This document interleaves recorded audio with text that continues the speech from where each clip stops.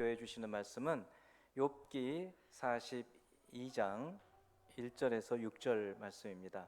욥기 42장 1절에서 6절입니다.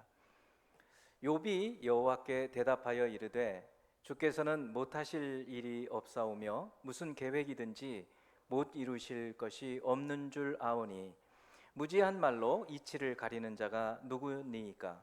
나는 깨닫지도 못할 일을 말하였고 스스로 알 수도 없고 헤아리기도 어려운 일을 말하였나이다. 내가 말하겠사오니 주는 들으시고 내가 주께 묻겠사오니 주여 내게 알게 하옵소서. 내가 주께 대하여 귀로 듣기만 하였사오나 이제는 눈으로 주를 배움나이다. 그러므로 내가 스스로 거두어드리고 티끌과 제 가운데에서 회개하나이다. 2023년 시작하고 오늘이 이제 마지막 5월 마지막 주일이죠. 5개월이 지났어요. 올해 시작하면서 여러분들이 기도하시고 결심한 그 길 걸어가기로 한 그 길을 잘 걷고 계시는지, 교회적으로는 신년 감사 예배에서 우리 한국교회의 실상을 좀 말씀을 같이 나누고 추락해버린 어떤 그런 모습에서 회복하기 위한 길은 행함이다, 선행이다. 믿음으로 구원 얻는 것 맞습니다만 행함이 없는 믿음은 죽은 믿음이기 때문에 밟히는 맛을 잃어버린 소금같이 되었다 말씀을 드리면서 일일 일선행을 우리 삶에서 우리라도 하자, 잘 기억하고 행하고 계시죠? 매일 단톡방에 올리는 것도 좀 귀찮아하실 것 같아서 뜸하게 올리고는 있는데 늘 기억하고 한번 돌아보시면 좋겠습니다. 5개월쯤 지나면 대단한 지구력을 가진 분들도 이제 가던 길에서 좀 벗어난 분들도 계실 거고, 늘 제자리만 맴돌고 있다고 생각하는 분들도 계실 것 같아서 분명히 뭔가 돌파구가 필요하다고 생각이 듭니다. 오늘 욥기 본문을 통해서 욥이 하나님을 대면하고 완전히 새롭게 변화된 것처럼 저희도 오늘 말씀을 통해서 새로운 힘 가지고 남은 7개월을 힘있게 살게 되기를 바랍니다. 먼저 우리는 욥의 현재의 상태, 1, 2장이 아니고 지금 42장 상태예요. 여전히 욥은 고난 재난 가운데 있습니다. 욥의 상태를 생각해보고 우리 각자의 상태를 좀 생각해 볼 필요가 있습니다. 욥은 여전히 질병 가운데 있고 또 가진 것이 아무것도 없죠. 뿐만 아니라 자녀도 없습니다. 변한 게 없어요. 하나님을 만나고 난 이후인데도 변한 것이 없어요. 지금은. 근데 잘 보면 변한 게 하나 있어요. 변한 게 뭔가 외적으로는 변한 게 없어요. 근데 내면이 바뀌었어요. 이 폭풍우 가운데 하나님을 대면합니다. 폭풍우 가운데에서 하나님께서 욥에게 38장에서 41장까지 무려 72번에 걸친 질문을 하면서 욥이 그 속에서 변화된 게 있다 말씀을 드렸습니다. 그동안 욥의 친구들은 그 숱한 많은 충고와 조언을 했지만 욥에게 아무런 변화를 주지 못했어요. 오히려 변화라고 한다면 욥을 더 흥분시키고 더 격분시켰을 뿐입니다. 그런데 하나님 말씀을 들은 후에 욥은 완전히 새로워집니다. 여러분들이 한번 곰곰이 생각해 보세요. 예수를 믿고 교회 생활을 하고 여러분 삶에서 어떤 것이 변화됐습니까?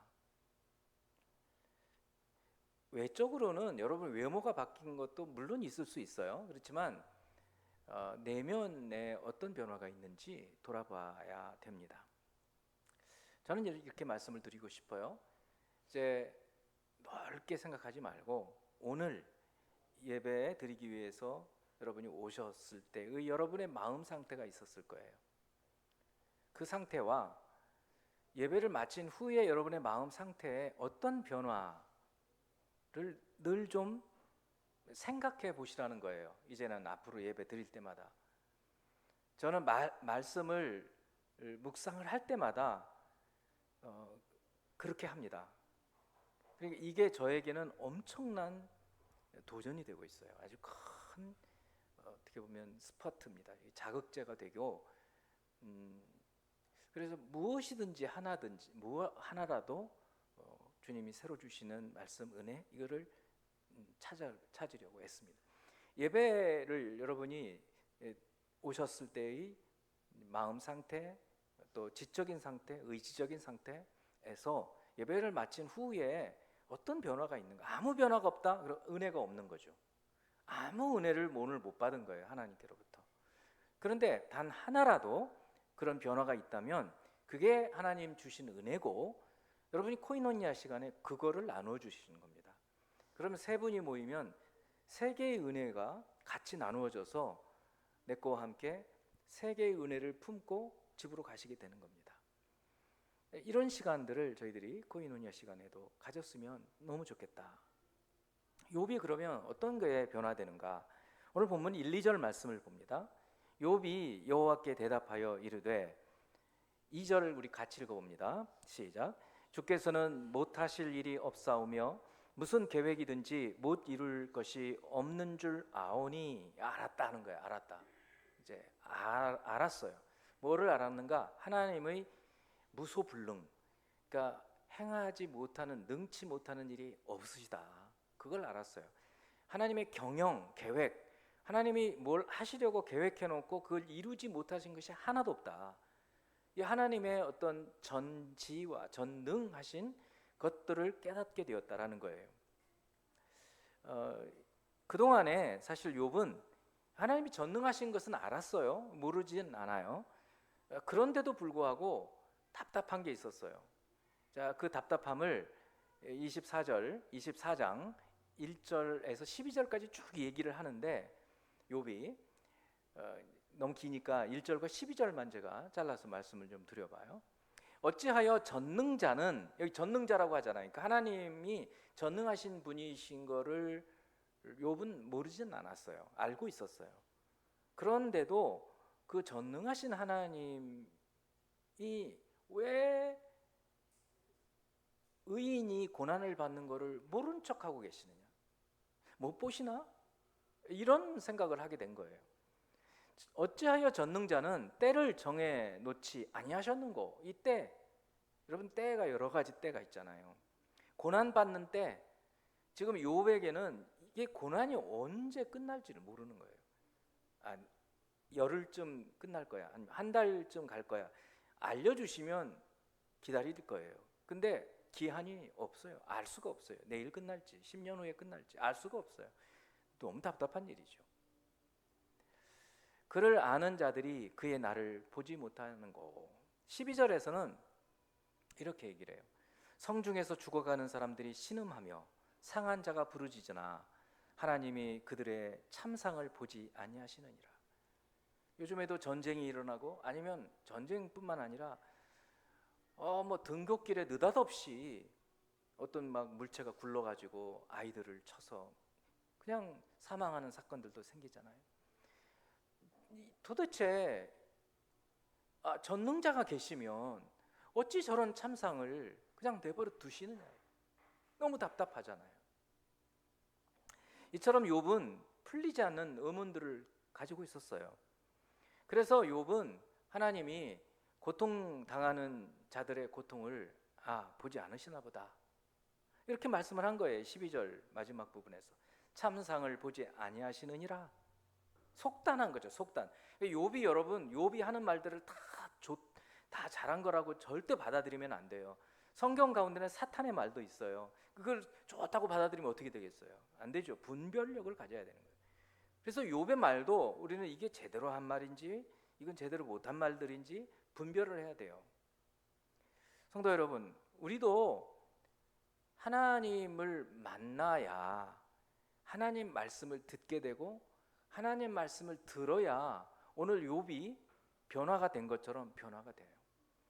사람의 말, 욥의 친구들은 8번 퍼부어 댔지만 하나도 바뀐 게 없어요. 욥이 오히려 피곤해지고 더 힘들어졌어요. 근데 하나님의 말씀은 욥을 변화시킨다고요. 우리도 마찬가지예요. 여러분, 우리도 늘상 그냥 타성에 젖은 예배를 드리는 것이 아니라 오늘 예배를 통해서 하나님 나에게 무슨 말씀을 하실까, 이런 찾으려는 마음, 구하는 마음을 갖고 하나님 말씀을 듣는다면 반드시 하나님이 여러분에게 은혜를 주실 것입니다. 사람으로는 할 수 없어요. 근데 하나님께는 할 수 있어요. 주님이 이 말씀을 몇 번 하셔요. 사람으로는 할 수 없으나 하나님께로는 능치 못하는 일이 없느니라. 이 구원의 문제거든요. 여러분, 우리의 삶에서 주님께서 우리의 삶을 변화시키시는 때가 있어요. 그리고 날마다 이 삶을 우리가 살아가기를 바라요. 로마서 12장 2절 말씀은 대단히 유명한 말씀이죠. 너희는 이 세대를 본받지 말고 오직 마음을 새롭게 함으로 변화를 받아. 변화를 받는 거예요. 마치 번데기가 나비가 되어서 날아가듯이 완전히 변환되는 거예요. 완전히 우리의 삶이 달라져 가는 거예요. 우리가 예수 믿고 이런 삶이 되어야 되는 거예요. 지금 욥이 이렇게 변환되는, 완전한 변화를 누리는 그런 이제 오늘 계기가 되는 말씀이에요. 도대체 그러면 이제 두 번째는 욥이 어떤 생각을, 어떤 깨달음을 얻었기에, 하나님께서 무엇을 열어주셨기에 욥이 이런 변화가 되었을까? 이제 2절부터 4절까지 봅니다. 주께서는 못하실 일이 없사오며 무슨 계획이든지 못 이루실 것이 없는 줄 아오니. 그 다음에 자기 모습을 돌아보게 되는 거예요. 하나님의 이 전지전능하신 모습을 보면서 자기 모습을 보니 무지한 말로 이치를 가리는 자가 누구니까? 자기예요, 자기. 그동안 자기가 했던 말들이 전혀 무지한 가운데서 말을 했더라는 거예요. 또 나는 깨닫지도 못한 일을 말하였고 다 알지도 못하면서 막 말을 많이 했더라는 거예요. 스스로 알 수도 없고 헤아리기도 어려운 일을 말하였습니다. 자신의 과거, 자기가 그동안에 했던 말들을 돌아보면서 얼마나 부끄러운지 그거를 깨닫게 돼요. 이것이 욥이 이 변화된 모습이에요. 그리고 4절에서 이제 내가 말하겠사오니 주는 들으시고 내가 주께 묻겠사오니 주여 내게 알게 하옵소서. 좀 아이러니하게 보이는 게 2절 끝에도 내가 이제 알았습니다, 그렇게 얘기를 해요. 하나님의 전능하심을 알았습니다. 무소불능하신 분이심을 알았습니다 라고 알았다고 얘기를 하면서 4절 후반부에서 또 주님 제가 이제 말하겠사오니, 이 말하겠다는 게 기도한다는 거죠. 또 주께 묻겠사오니 주여 내게 알게 하옵소서. 또 알게 해달라고 하지요. 알았는데 알게 해달라. 좀 역설적이잖아요. 어떻게 이런 게 가능할까? 알고 있는데 알게 해달라. 마치 예수님께 그 귀신 들리고 벙어리 된 그 아이, 부모, 아버지가 내가 믿습니다. 나의 믿음 없는 것을 돌아보아 주세요. 이렇게 외쳤던 아이러니잖아요. 네, 믿습니다. 믿는데요. 나 믿음 없네요, 보니까. 그거 좀 돌아봐 주세요. 어떻게 이런 게 가능할까? 하나님 안에서 이 가능해요. 여러분, 이제 욥이 무엇을 깨닫게 됐느냐면 하나님의 절대 주권이라는 걸 깨달아요. 주권, 우리가 많이 쓰는데 말 뜻을 제대로 아는 분들은 그렇게 많지 않아요. 주권, 이 나라의 주권, 대한민국의 주권은 국민에게 있고, 그죠? 그 주권이 뭐냐? 최고의 권력이라는 뜻이에요. 영어로 말하면 absolute power, supreme power. 좀 어려운 단어로 sovereignty라는 말을 써요. 그러니까 최고의 권력을 하나님께서, 최고의 힘을 하나님께서 가지고 계시다. 세상의 모든 만물의 주관자 되셔서 그 모든 것들을 주관할 수 있는 능력을 하나님께서 가지고 계시다라는 것을 욥이 알게 된 거예요. 그런데 그 하나님의 절대 주권이 어디까지 미치는지 그건 아직 다 모르고 있어요. 그거를 알게 해달라는 거예요. 속속들이. 그러니까 예수님을 주님이라고 할 때 그 주님을 그 최고의 주권자로 우리가 양도해 드리는 거거든요. 내 삶의 주인은 우리 하나님입니다 라는 것이 우리가 예수님을 주인으로 삼고라고 고백하는 거거든요. 그러면서도 때때로 우리는 내 마음대로 한단 말이죠. 이거 얼마나 모순된 거예요.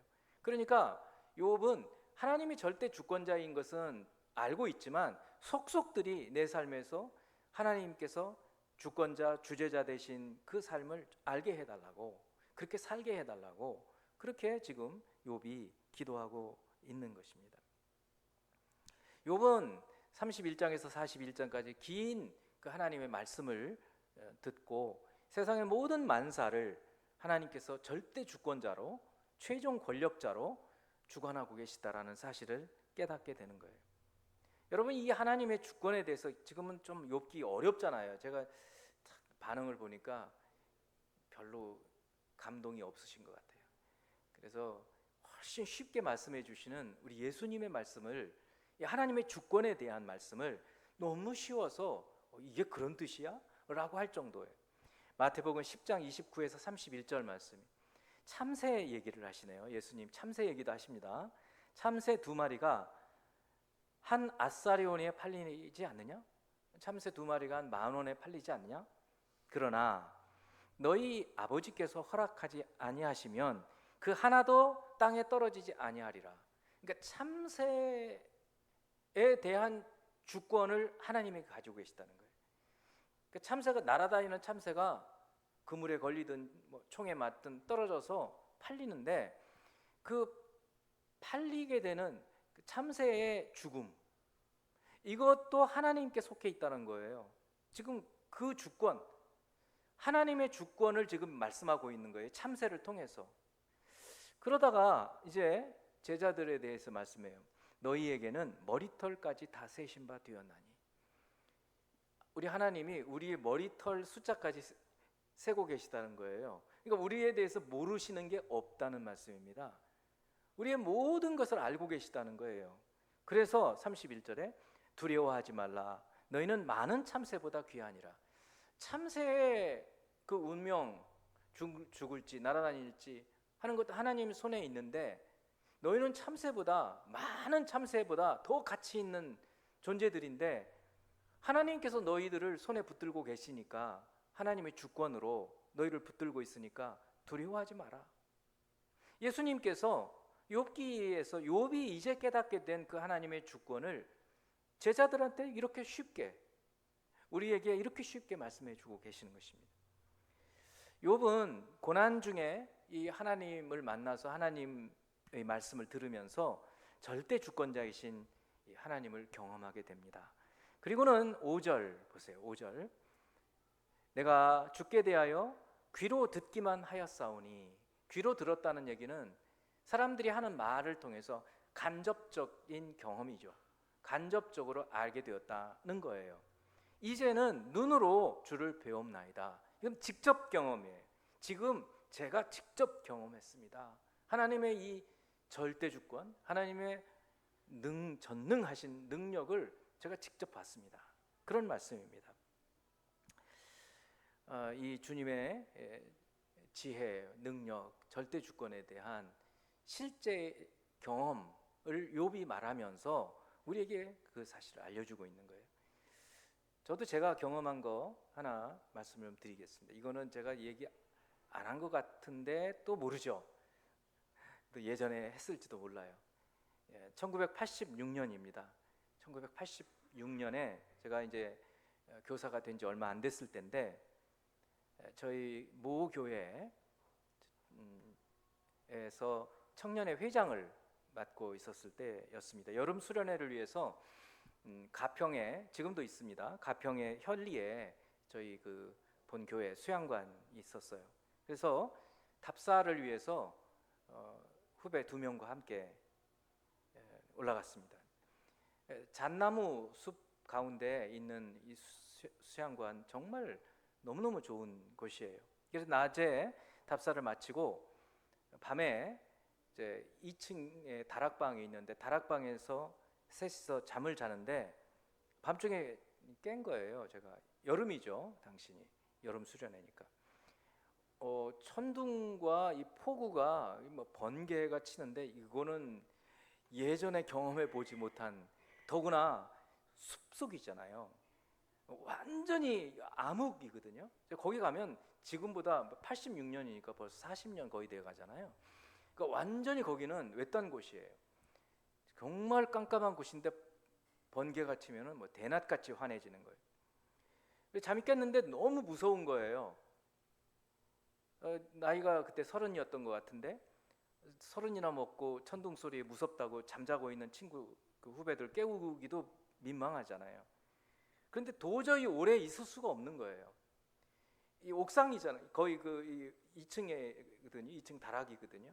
그러니까 벼락이 치면 높은 곳을 치잖아요. 또 내다 보니까 번쩍하고 빵 치는 거예요. 그러니까 가까운 데서 친 거예요. 보니까 이 건너편에 한 50m도 안 되는 곳에 나무에 벼락을 맞은 거예요. 그래서 거기서 그 밤중에 그 비 오는데 막 연기가 풀썩 나더라고요. 더 무섭죠. 와, 도저히 안 되겠는 거예요. 그래서 두 친구들한테는 좀 미안하지만 저 혼자 살고 싶어서 내려왔어요. 내려와서 1층에 이제 문이 이렇게 있는데 막 비가 얼마나 쏟아지는지, 그리고 막 깜깜한데 막 더듬더듬. 근데 번쩍하면 보이니까, 번쩍하면 막 모래 알갱이가 막 다 보이는 거예요. 여러분 그런 때 있잖아요. 그 밤중에. 그런데도 그 정도로 또 가까운 데서 벼락을 쳤는데 보니까 반대편 쪽에 수양관 입구 쪽에 또 나무에, 큰 나무에 쳐가지고 나뭇가지가 팍 쓰러지는 거예요. 정말 두려운 거예요. 정말. 더구나 그쯤에 여러분 잘 아시는 종교 개혁자 마르틴 루터가 신부였거든요. 원래 천주교 신부였는데 친구랑 같이 들길을 가다가 그 친구가 몇 발자국 앞에 가던 친구가 벼락에 맞아 죽었어요. 실제 경험이에요. 그러니까 이 마르틴 루터가 하나님에 대한 이 두려움, 신부인데도 하나님을 잘 믿는다고 하는데도 그거를 목격하고는 트라우마에 빠지죠. 오랫동안 너무너무 고통스러워 하다가 로마서 1장 오직 의인은 믿음으로 말미암아 살리라, 이 말씀을 주의하고 하면서 종교 개혁의 기치를 내걸게 되었지만, 사실 개인적으로는 그 말씀을 통해서 그 하나님이 그렇게 두려운 분만은 아니다. 믿음으로는 나는 살 수 있다. 믿음으로 나는 구원받는다. 이런 것을 이제 깨닫게 됐고, 저는 이제 그 이야기를 그 즈음에 이제 들었기 때문에 더 무서운 거예요. 야, 난 루터도 아닌데 이 벼락 맞는 거 아니야? 막 이런 공포감 속에서 하나님께서 제 마음을 돌아보게 하신 거예요. 마음속에 숨겨진 죄가 있는지, 30대 그걸 돌아보게, 그래서 하나님을 경험하게 되는 거예요. 그러니까 자연이에요. 뭐 천둥 번개 그냥 예사롭게 생각할 수도 있는 거지만, 저에게는 하나님께서 그렇게 하나님을 대면하게, 욥이 바로 그런 폭풍우 가운데에서 하나님을 대면하게 됐고 하나님 말씀을 듣게 되고, 그리고 오늘과 같은 하나님의 절대 주권에 대한 깨달음을 갖게 된 거예요.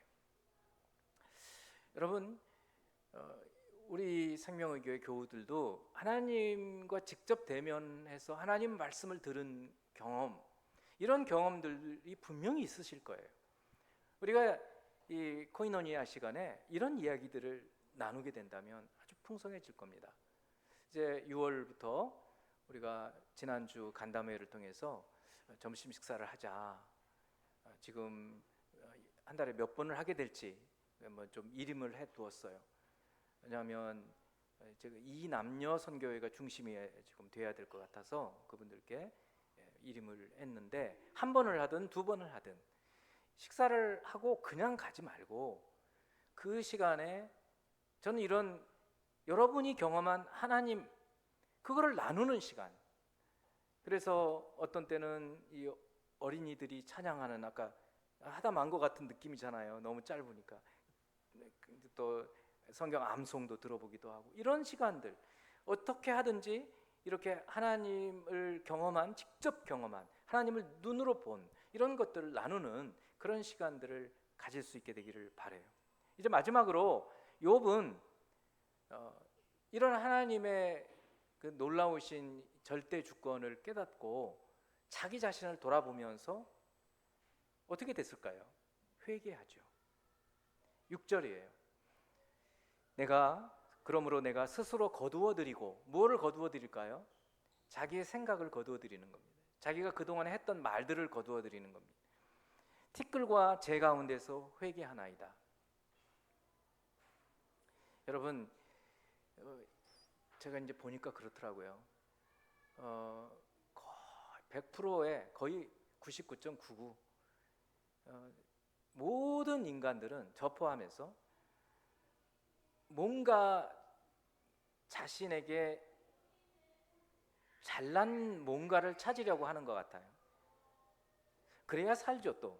그리고 그런 면도 없지 않아 있어요. 하나님께서 주신 것들이 있어요. 근데 제가 말씀드리고 싶은 거는 뭔가 하면, 지금 회개라는 거는 다른 사람과 비교해서 잘난 거를 비교하는 그게 아니에요. 오늘 회개는, 욥의 회개는 다른 사람 앞에서 하는 것이 아니라 하나님 앞에서 하는 거예요. 그러니까 우리가 기도하고 예배하는 시간은 어떤 시간인가? 사람들과 비교하는 시간 아니에요. 하나님 앞에서 자신의 모습을 보는 시간이에요. 욥이 지금 그 모습을 우리에게 보여주고 있는 거예요. 그러므로 내가 스스로 거두어 드리고 티끌과 재 가운데서 회개하나이다. 욥은 친구들한테 그랬어요. 나는 내가 그렇게 지금같이 벌 받을 정도로, 재난에 있을 정도로 잘못한 게 없어. 너네들은 나한테 뭔가 숨겨진 죄가 있다고 그러는데 난 그렇지 않아. 그거 틀리지 않았다 그랬어요. 이유는 다른 곳에 있다고 그랬어요. 그런데도 불구하고 욥도 이 하나님 앞에서 자기의 모습을 비춰보지를 못하는 거예요. 근데 이제서야 하나님 절대 전능, 전지, 무소부재, 편재하시는 그런 하나님 앞에서 자기의 모습을 딱 비추어 보니 무지하다는 것을 알게 돼요. 무지하다. 그래서 욥이 내가 알지 못하는 것을 말했다고 얘기하는 거예요. 여러분 아시는 거 많아요. 근데 사람하고 비교해가지고 얘기할 때는 아는 게 많죠. 근데 하나님 앞에 서면요, 무지한 겁니다. 우리가 그거 생각해야 돼요. 여러분 인격이 훌륭한 분들 계세요. 근데 하나님 앞에서 우리 인격이 뭡니까? 우리가 재산이 또 있다고 해요. 재산이 없는 사람을 이렇게 비교해 보면 그럴 수 있죠. 하나님 앞에서 우리가 가진 것이 뭡니까? 욥은 지금 하나님 앞에서의 자신의 모습을 보면서 철저하게 회개하는 거예요. 회개는 이겁니다. 얼마나 하나님 앞에서 죄인인지 깨닫는 것이죠. 이런 회개가 예수님께서 말씀하신 자기 부인이에요. 예수님께서 마태복음 16장 24절에서 이렇게 말씀해요. 이에 예수께서 제자들에게 이르시되, 제자들 누구예요? 우리입니다. 여러분, 우리에게도 말씀하시는 거예요. 누구든지 나를 따라오려거든, 예수 믿는다고 하면서 나를 따라오려거든 자기를 부인하고, 여기 자기 부인이 있어요. 이 자기 부인은 뭐라고 그랬어요? 하나님 앞에서의 자기 모습을 보는 거예요. 우리가 예수님 쫓아가면서 사람들 비교해가지고 나 이 정도면 괜찮아, 그러면 안 돼요. 왜 골방에서 기도하라고 하시는가? 왜 왼손이 모르게 오른손으로 구제하라고 하는가? 하나님 앞에서 하라는 거예요. 이게 진정한 하나님의 마음이에요. 이게 자기 부인이에요. 내가 가진 것 하나도 하나님 앞에서 없는, nothing이에요. nothing, 없는 거나 마찬가지예요. 내가 예수님 믿는다고 열심히 신앙생활 한 것 같이 보이지만 제가 한 게 없어요. 여러분이 한 게 없다고요. 왜냐하면 전부 은혜예요. 은혜. 주님 주신 거예요. 그겁니다. 이게 자기 부인이에요. 이거를 깨닫는 거예요. 그리고 자기 십자가 감당해야 할 것 지고 따라오라고 얘기하시는 거예요. 우리가 이 길을 계속 걸어가는 거예요. 이 말씀을 우리가 생각할 때마다, 예수님의 이 자기 부인, 자기 십자가 지라는 말씀을 생각할 때마다 오늘 여러분들은 폭풍우 가운데 욥이 마주했던 그 하나님, 그리고 욥이 그 하나님 앞에서 깨닫게 된 철저한 회개, 이것을 생각하고 우리도 늘 주님 앞에서 내가 뭔가 된 것처럼 생각하지 말고 낮게, 그리고 다른 사람에 대해서도 공동체 안에서 나보다 남을 더 낮게, 더 좋게 여기라 하는 말씀을 듣고 뭐든지 장점을 찾아보는 그런 공동체의 삶을 사는 저희들이 되기 바라요. 이제 마지막으로 이 철저하게 회개하는 욥을 하나님께서는 회복시켜 주십니다. 쭉 읽어드리면서 그냥 마칠게요. 욥이 10절입니다. 10절에서 17절. 그의 친구들을 위하여 기도할 때, 왜 욥의 친구들을 위해 기도하느냐, 하나님께서 욥의 친구들을 정죄하시거든요. 너희들 욥에게 잘못했다고 해라. 너희들이 잘못됐다. 너희들, 그래서 예물을 드려서 욥을 통해서 회개하게 해라. 그래서 번제를 드리는 거예요. 그리고 기도해요. 여호와께서 욥의 곤경을 돌이키시고 여호와께서 욥에게 이전 모든 소유보다 갑절을 주셔요. 갑절. 배나 갚아주셔요. 그러니까 욥기는 제가 지난주에도 말씀드렸지만 서론, 발단, 그다음에 결말 어느 거 하나라도 모르면 이해가 불능이라고요. 그러니까 욥기가 도중에 끝나버리면요, 우리는 제대로 아는 게 아니에요. 욥을 나중에 하나님 완전히 회복시켜 더블로 주시는 거예요. 더블로.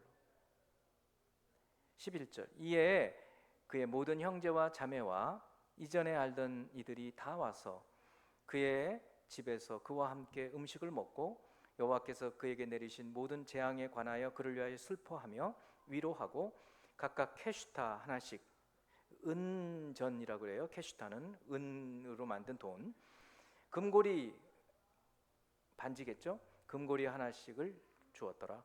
여호와께서 욥의 말년에 욥에게 처음보다 더 복을 주시니 그가 양 14,000과 1, 2장에는 양이 7,000마리 있었거든요. 낙타 6,000과 소 1,000결이와 암나귀 1,000을 두었고 또 아들 7과 딸 3은 두었으며, 근데 아들과 딸만은 똑같이 주셨어요. 처음에도 10, 후에도 10. 그것은 부활하면 결국 20명이 되는 거예요. 부활하면 이들이 배를 주신 거예요. 그가 첫째 딸은 여미마라 이름하였고 둘째 딸은 그치야라 이름하였고 셋째 딸은 게렌합북이라 이름하였으니 모든 땅에서 욥의 딸들처럼 아리따운 여자가 없었더라. 그들의 아버지가 그들에게 그들의 오라비들처럼 기업을 주었더라. 그 후에 욥이 140년을 살며 아들과 손자 4대를 보았고 욥이 늙어 나이가 차서 죽었더라. 이 욥기의 결말입니다.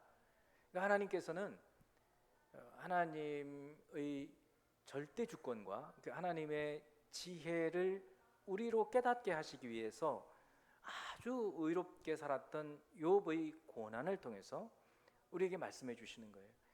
저희가 이번에 2번에 걸쳐서 욥기를 묵상하면서 조금은 더 진리 가운데, 하나님의 뜻 가운데 갔지만 여전히 또 내년 그리고 후년 계속해서 욥기 속에 담겨 있는 그 하나님의 지혜를 깨달아가고 평소에 여러분의 삶에서 이 하나님의 지혜에 어떻게 하든지 하나님을 경외하고 하나님을 섬기는 그런 지혜로운 삶을 살아갈 수 있게 되기를 주님의 이름으로 축원합니다.